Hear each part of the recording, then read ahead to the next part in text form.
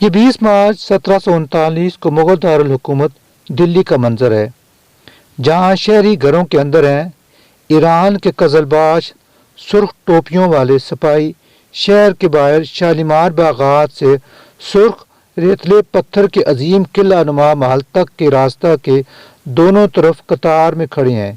20,000 گھڑ سواروں اور پچھلے ماہ 24 فروری کو کرنال کی جنگ میں قبضے میں لیے گئے 100 ہاتھیوں پر سوار تفنگ برداروں کا ایک جلوس چلا آتا ہے۔ محل پہنچنے پر جلوس کے قائد اپنے سرمئی گھوڑے سے اتر کر پیدل داخل ہوتے ہیں۔ سلامی میں توپیں داغی جاتی ہیں، ایسا زبردست شور ہوتا ہے جیسے شہر کا شہر خود پر گرنے کو ہے۔ یہ استقبال ہے ایرانی بادشاہ نادر شاہ کا، جس کا تذکرہ تاریخ کے استاد مائیکل ایکسوردی نے اپنی کتاب دی سورڈ آف پرشیا یعنی ایران کی تلوار میں کیا ہے۔ نادر شاہ کا اصل نام نادر قلی بیگ تھا۔ پیدائش 22 اکتوبر 1688 کو بان صفوی فارس، تب ایران کا یہ نام تھا، میں ہوئی۔ ترک افشار قبیلے سے تعلق تھا جو ایران کے صفوی شاہ کے وفادار تھے۔ انسائکلوپیڈیا برٹانیکا کے مدیر آدم زیدان کی تحقیق ہے کہ ایک مقامی سردار کے ماتحت خدمات انجام دینے کے بعد نادر نے ڈاکوؤں کا ایک گروہ بنایا۔ 1726 عیسوی میں ڈاکوؤں کے اس گروہ کے سربراہ کے طور پر صفوی شاہ طہماسپ دوم کی حمایت میں 5000 پیروکاروں کی قیادت کی۔ ایکسوردی نے لکھا ہے کہ فارس مایوس کن حالت میں تھا، مغلوب اور ذلت کا شکار تھا۔ دارالحکومت اصفہان 6 سال تک افغان حملہ آوروں کے قبضہ میں تھا اور زیادہ تر شمالی اور مغربی صوبوں پر ترکوں اور روسیوں کا قبضہ تھا۔ زیدان کے مطابق طہماسپ تب اس تخت کو دوبارہ حاصل کرنے کے لیے کوشاں تھے، جو ان کے والد نے 4 سال قبل غلزی افغان محمود کے ہاتھوں کھو دیا تھا۔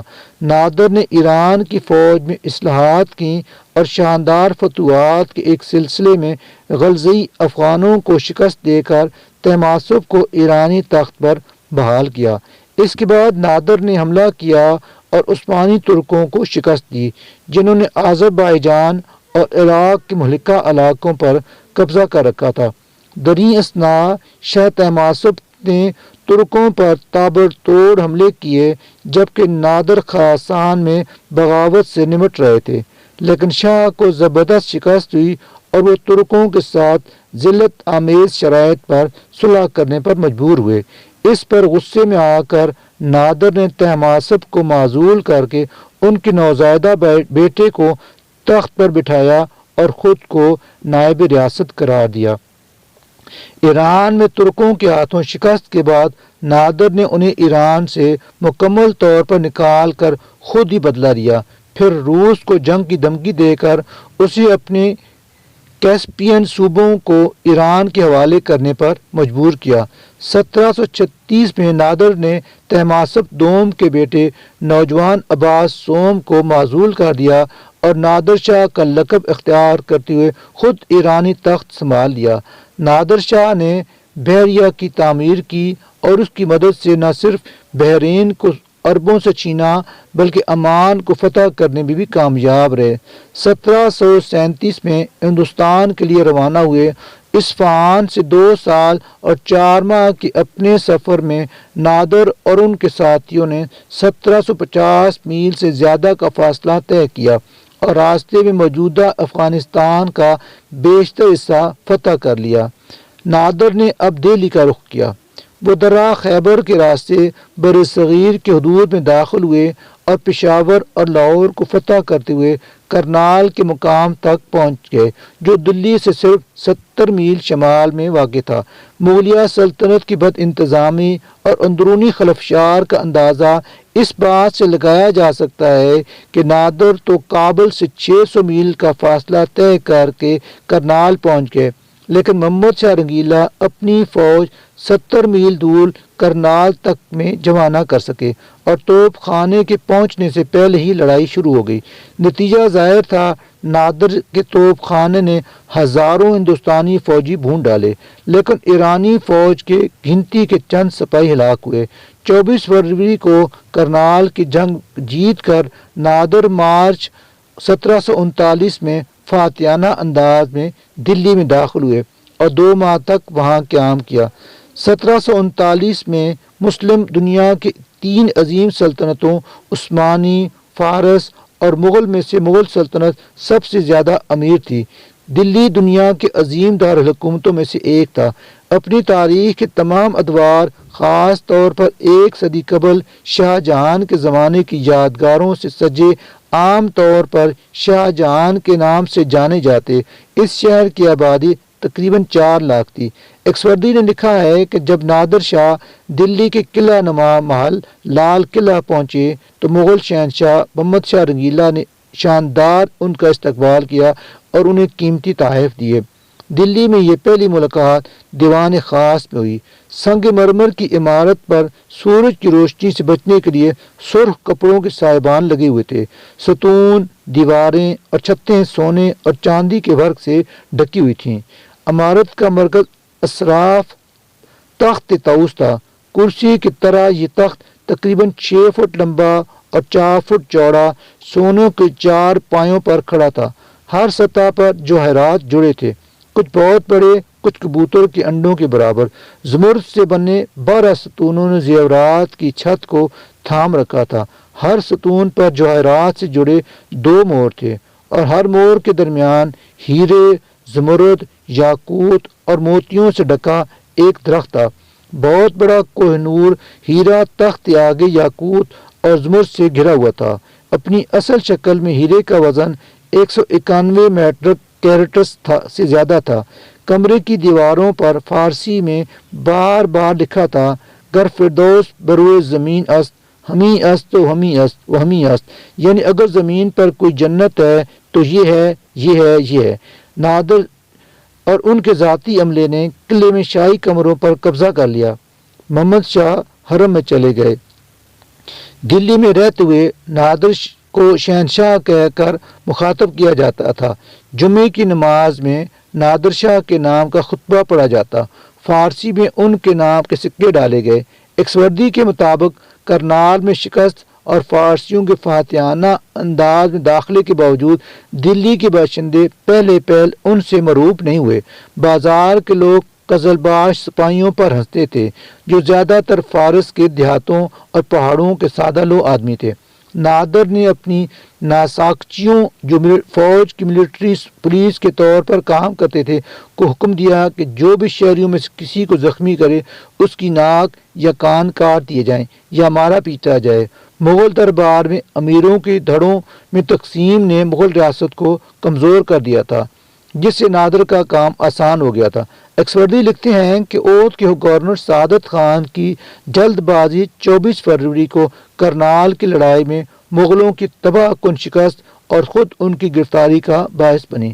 گرفتاری کے بعد انہوں نے محمد شاہ سے اپنی وفاداری ترک کر کے نادر کی حمایت حاصل کرنے کی کوشش کی۔ انہیں دلی کے شہریوں سے خراج وصول کرنے کے لیے پہلے ہی مقرر کر دیا گیا تھا اور یوں وہ نادر شاہ کے ساتھ سوار ہو کر شہر میں داخل ہوئے۔ محل میں نادر شاہ نے سختی اور حقارت سے سعادت خان سے پوچھا کہ انہوں نے خراج وصول کرنا شروع کیوں نہیں کیا۔ سعادت خان نے اسے بے عزتی سمجھا اور مایوسی میں زہر کھا کر مر گئے۔ نادر شاہ نے مغل دربار اور رئیسوں کے اتوار کو ناپسند کیا۔ ایک موقع پر مغل وزیر سے پوچھا کہ ان کے حرم میں کتنی عورتیں ہیں۔ وزیر نے جواب دیا 850 ہیں۔ نادر نے طنزیہ انداز میں کہا وہ ان میں سے 150 خواتین کو قیدیوں میں شامل کر دیں تاکہ وزیر من باشی 1000 کے کمانڈر کے فوجی عہدے کا حقدار ہو جائیں۔ ایکسوردی کا کہنا ہے کہ دلی کے پہاڑ گنج علاقے کے اناج خانوں میں دوپہر کے وقت کچھ فارسی فوجی مکئی کی قیمت مقرر کرنے گئے۔ مقرر کردہ کم قیمت پر ناخوش مکئی کے کچھ تاجروں نے شام کے وقت ایک ہجوم اکٹھا کر لیا۔ اس مشتعل ہجوم نے اناج خانوں پر سپاہیوں کو مار ڈالا، پھر شہر میں نکل گئے۔ فارسی سپاہی گلیوں اور بازاروں میں ایک ایک دو دو کی ٹکڑیوں میں گھوم رہے تھے۔ ہندوستانی ان پر چڑھ دوڑے اور انہیں مار ڈالا۔ محل میں نادر کے نوکروں نے انہیں ان واقعات کا بتایا تو انہوں نے ان کا یقین نہیں کیا۔ نادر نے کہا، میرے لوگوں نے ہندوستان کے لوگوں پر یہ جھوٹا الزام لگایا ہے تاکہ وہ انہیں قتل کر کے ان کی جائیداد لوٹ سکیں۔ نادر نے ایک ملازم کو حقیقت جاننے کے لیے بھیجا، پھر دوسرے کو۔ دونوں کو یکے بعد دیگرے ہجوم نے محل کے دروازوں سے چند گز کے اندر قتل کر دیا۔ اس کے بعد انہوں نے اپنے 1000 سابق فوجیوں کو نظم و نسق کی بحالی کے لیے بھیجا، لیکن انہیں خبردار کیا کہ کسی ایسے شخص کو نہ ماریں جو براہ راست فسادات میں ملوث ہو۔ انہوں نے حکم کی تعمیل کی، لیکن فسادیوں نے فارسیوں پر بندوقیں اور تیر برسانا شروع کر دیے۔ 22 مارچ کی صبح نادر اپنے گھوڑے پر سوار محل سے مسجد روشن الدولہ اب سنہری مسجد کی طرف روانہ ہوئے۔ ایک گولی چلی جس سے ان کے ساتھ موجود ایک افسر کی موت ہوگی۔ نادر مسجد کی چھت پر گئے اور حکم دیا کہ جہاں ان کا کوئی سپاہی مارا گیا ہو وہاں کسی کو بھی زندہ نہ چھوڑا جائے، اور پھر اپنی تلوار کھینچ کر قتل عام کا اشارہ دیا۔ پہاڑ گنج میں ہنگامہ برپا کرنے والے مشتبہ افراد کو جمنا کے کنارے گرفتار کر کے لے جایا گیا اور سر قلم کر دیا گیا۔ فوجیوں نے جاتے جاتے گھروں کو لوٹا اور آگ لگا دی، اور کچھ لوگ بنیادی طور پر عورتیں اور بچے آگ میں جل کر مر گئے۔ مردوں نے خودکشی سے پہلے اپنے اہل خانہ کو قتل کر دیا، اور عورتوں نے فارسیوں سے بچنے کے لیے خود کو کنویں میں پھینک دیا۔ قتل عام اگلے روز تک جاری رہا۔ گلیوں میں لاشوں کے ڈھیر لگ گئے۔ آخر کار محمد شاہ نے نظام الملک کو قتل عام روکنے کی درخواست کے لیے بھیجا۔ سپہر کو نادر نے جان بخشی کا حکم جاری کیا۔ کوتوال کے تب کے تخمینہ کے مطابق 20 سے 30,000 لوگ مارے گئے۔ اب نادر نے دلی میں خراج وصول کرنا شروع کیا۔ شہر کے تمام دروازوں پر پہرے بٹھا دیے۔ سب کو اندر آنے کی اجازت تھی، لیکن کسی کو باہر جانے کی اجازت نہیں تھی۔ کرنال کے بڑے بڑے لوگوں کا مال پہلے ضبط کیا گیا۔ انکار کرنے والوں کے ساتھ سخت سلوک کیا گیا۔ ایکسوردی لکھتے ہیں کہ بنگال کے گورنر کے دربار کے نمائندے کو جب بتایا گیا کہ صوبے کی دولت تک کا تخمینہ 7 کروڑ لگایا گیا ہے تو اس نے مذاق میں کہا کہ اتنی بڑی رقم کو لے جانے کے لیے بنگال سے دلی تک گاڑیوں کی ضرورت ہوگی۔ اس کے اس مذاق پر اسے شدید مارا پیٹا گیا۔ اس سلوک پر اس نے خود کو اور اپنے خاندان کو زہر دے دیا۔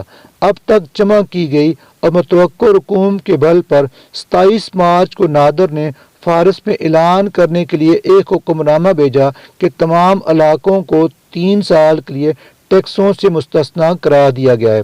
اس کے ساتھ ہی انہوں نے اپنے سپاہیوں کے بقایا جات چکائے اور 1 سال کی پیشگی ادائیگی کی اور انہیں 6 ماہ کی تنخواہ انعام میں دی۔ نادر نے دلی سے جو اکٹھا کیا اس پہ محمد شاہ اور بڑے امراء سے ملنے والے تحفے یا چندے، زیورات اور نقدی، عوام اور شاہی خزانے سے دی گئی رقم اور قیمتی سامان، ملبوسات، توپیں اور دیگر ہتھیار شامل تھے۔ وہ 1000 ہاتھی، 7000 گھوڑے اور 10,000 اونٹ بھی لے گئے۔ متعدد مستند معاصر ذرائع کل 70 کروڑ کی مالیت پر متفق ہیں۔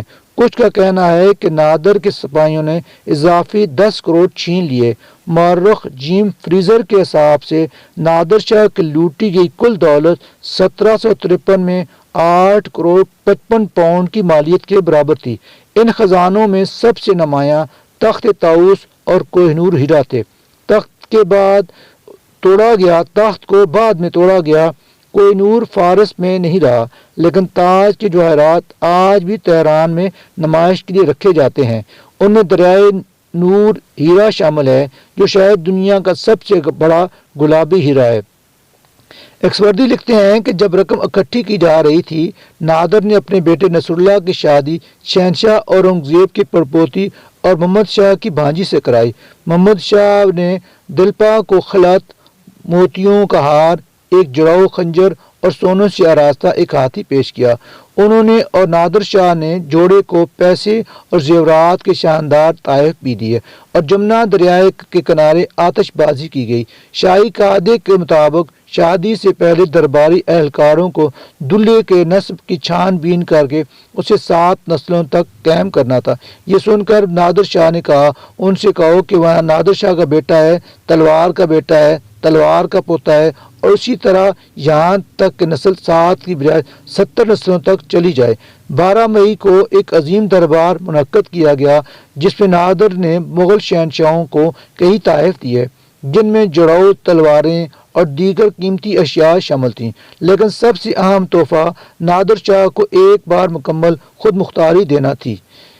ایکسوردی نے لکھا ہے کہ محمد شاہ نے نادر کی اس سخاوت کا شکریہ ادا کیا جس کے باعث انہوں نے ایک بار پھر خود کو دنیا کے بادشاہوں میں سے ایک پایا اور بدلے میں ان سے التجا کی کہ وہ سندھ کے مغرب میں تبت اور کشمیر تک تمام مغل سرزمینوں کو قبول کر لیں۔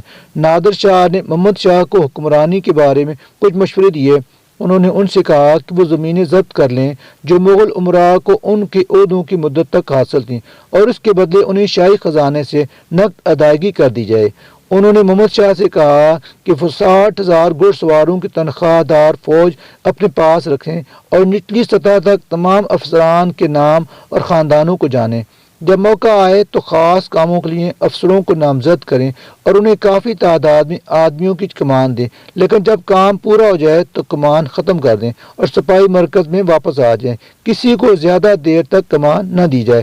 نادر شاہ نے محمد شاہ کو تنبیہ کی کہ وہ نظام الملک پر بھروسہ نہ کریں اور کہا کہ اگر کوئی رئیس بغاوت کرے تو وہ فوری طور پر فوج بھیج سکتے ہیں، اگر ضروری ہوا تو خود واپس آ سکتے ہیں۔ اب ان کا کردار سرپرستانہ تھا۔ محمد شاہ دوبارہ حکمران تو ہو گئے مگر تقریباً نادر کے طفیلی کے طور پر۔ ایک تواریخ میں لکھا ہے کہ اس کے فوراً بعد نادر نے حقارت کے ساتھ اپنے بعض قابل اعتماد رئیسوں کو بتایا کہ محمد شاہ حکومت کرنے کے اہل نہیں۔ واپسی کے سفر میں نادر مختلف قسم کے مفید کاریگر، خاص طور پر معمار، بڑی اور پتھر تراشنے والے، اس ارادے سے ساتھ لے گئے کہ وہ نوئے قندھار، نادرہ آباد، خراسان میں قلعات اور دیگر مقامات میں خوبصورت تعمیراتی منصوبوں پر کام کریں گے۔ کارآمد لوگوں میں شاہی طبیب علوی خان بھی تھے تاکہ وہ ان کے جسم کی ٹشو میں سیال کا غیر معمولی جمع ہونا کا علاج کر سکیں۔ ایکسوردی کے مطابق نادر نے کسی بھی خاتون کو دلی سے اس کی اپنی مرضی کے بغیر لے جانے سے سختی سے منع کیا۔ جب فوج دلی سے نکلنے کے بعد شالیمار کے باغات میں رکی تو حکم جاری کیا گیا کہ جو بھی قیدی ہو، مرد ہو یا عورت، اسے فوراً شہر واپس کر دیا جائے، اور یہ کہ جس نے بھی نافرمانی کی وہ اپنی جان اور جائیداد دونوں۔ نادر شاہ کی واپسی سے فوراً پہلے ایک محفل سجائی گئی۔ مغلیہ نور بھائی نے نادر اور دیگر امراء کے لیے ایک شعر گایا جس کا مفہوم تھا، تم نے میرے دل میں کیا چھوڑا ہے کہ تم دوبارہ آؤ، جام دو، تالی بجاؤ، رقص کرو، تم اہل نشاط کے ہاں نماز پڑھنے نہیں آئے۔ نادر نور بھائی کی گائیکی اور ان کی خوبصورتی سے خوش تھے۔ انہوں نے اپنے نوکروں کو انہیں 4,000 روپے دینے کا حکم دیا اور کہا کہ وہ انہیں اپنے ساتھ لے جائیں گے، لیکن یہ سن کر کہ شاہ کا کیا ارادہ تھا، گلوکارہ بیمار پڑ گئیں۔ ان کی ہچکچاہٹ کو محسوس کرتے ہوئے نادر شاہ نے انہیں زبردستی لے جانے سے منع کر دیا۔ ایکسوردی لکھتے ہیں کہ گھوڑوں، خچروں اور اونٹوں کا ایک قافلہ تیار کیا گیا، سر پر جوائر جڑی سرخ ٹوپیوں پر سفید کشمیری شال پگڑی کی طرح باندھے نادر نے 16 مئی 1739 کو اپنی فوج کے ساتھ دلی سے کوچ کیا۔ وہ سر بلند سڑکوں پر جا رہے تھے، جب لوگ ان کی تعریف کرتے تو دونوں ہاتھوں سے روپیہ ان کی طرف پھینکتے جاتے۔ ایک ہی دہائی میں نادر نے اپنے تمام دشمنوں کو شکست دے کر فارس کو قفقاز کے پہاڑوں سے لے کر دریائے جمنا تک غالب طاقت بنا دیا تھا، مگر اس حملے نے زوال پذیر مغلوں کو تباہ کر دیا۔ مرکزی طاقت کا وجود ختم ہو گیا، سلطنت کے انتظام کے لیے کوئی محصول باقی نہیں بچا تھا، صوبے آزاد ہو گئے، ایرانی تاریخ کے استاد اور مورخ علی انصاری کہتے ہیں یہ وہ دراصل نادر شاہ ہیں جن کے باعث ہندوستان میں برطانوی اور فرانسیسی استعمار فعال ہوئے۔ نادر کی فتح نے انگریزوں کو خبر دی کہ مغل کمزور ہیں اور ہندوستانی صوبائی حکمران ایک دوسرے کے خلاف ہو سکتے ہیں۔ 1757 میں لارڈ کلائیو نے پلاسی کی جنگ میں بنگال پر قبضہ کیا اور 1764 میں انگریزوں نے بکسر کی جنگ میں مغلوں کو شکست دی۔ ایکسوردی لکھتے ہیں کہ نادر کے بغیر ہندوستان میں برطانوی حکومت بہت بعد میں آئی یا شاید بالکل نہ آتی۔ ہندوستان کی فتح سے واپسی پر نادر شاہ نے اپنی فوج کو اپنی جائے پیدائش دکھائی اور اپنی ابتدائی زندگی کی محرومیوں کے بارے میں ایک تقریر کی۔ انہوں نے کہا اب تم نے دیکھا کہ اللہ تعالیٰ نے مجھے کس بلندی پر فائز کر دیا، اس لیے یہ سیکھو کہ ادنا آدمیوں کو حقیر نہ سمجھو۔ جونس ہینوے ایک انگریز تاجر جنہوں نے نادر کو دیکھا تھا، انہوں نے لکھا ہے کہ نادر کو لوگوں کے نام اور چہرے یاد رہتے، ان کی مالیات پر مضبوط گرفت تھی اور وہ ہر صوبے سے جمع ہونے والی آمدن کی صحیح مقدار جانتے۔ تقریباً 6 فٹ کا تھا، مضبوط جسم، وہ انتہائی توانا تھے اور وہ دن میں صرف 4 سے 5 گھنٹے سوتے۔ ہانوے نے لکھا ہے کہ ان کا حرم جس نے ان کے ساتھ کئی فوجی مہمات میں حصہ لیا تقریباً 33 خواتین پر مشتمل تھا۔ 1745 میں 1,45,000 سپاہیوں پر مشتمل عثمانی ترکوں کی ایک فوج کو پھر شکست دی جو ان کی آخری شاندار فتح تھی۔ کہا جاتا ہے کہ داغستان کی شورش کو دبانے میں ناکامی نے نادر کو چڑچڑا بنا دیا۔ ایکسوردی نے کے مطابق وہ شکی اور بدمزاج ہو گئے اور اپنے بیٹے اور ولی عہد رضا قلی کو محض اس شک کی بنیاد پر کہ وہ باپ کو تخت سے اتارنا چاہتا ہے اندھا کر دیا۔ اس کے بعد ایران میں جگہ جگہ بغاوتیں پھوٹنے لگیں۔ ان بغاوتوں کو جب نادر نے سختی سے کچلا تو ان کی مخالفت عام ہوگی۔ آخر کار 1747 میں ان کے محافظ دستے کے سپاہیوں نے ایک رات ان کے خیمے میں داخل ہو کر انہیں سوتے میں قتل کر دیا۔ نادر کے بعد ان کے بھتیجے علی قلی عادل شاہ کے نام سے خراسان میں تخت نشین ہوئے لیکن 1 سال حکومت کر پائے۔ نادر کہ ایک افغان سردار احمد شاہ ابدالی نے افغانستان میں اپنی خود مختار حکومت قائم کر لی اور نادر شاہ کے پوتے شاہ رخ کو 1749 میں تخت دلایا۔ افشار خاندان کی یہ حکومت افغانوں کی سرپرستی میں 1796 تک قائم رہی۔ زیدان لکھتے ہیں کہ نادر شاہ کا واحد مقصد جنگ اور فتح تھا۔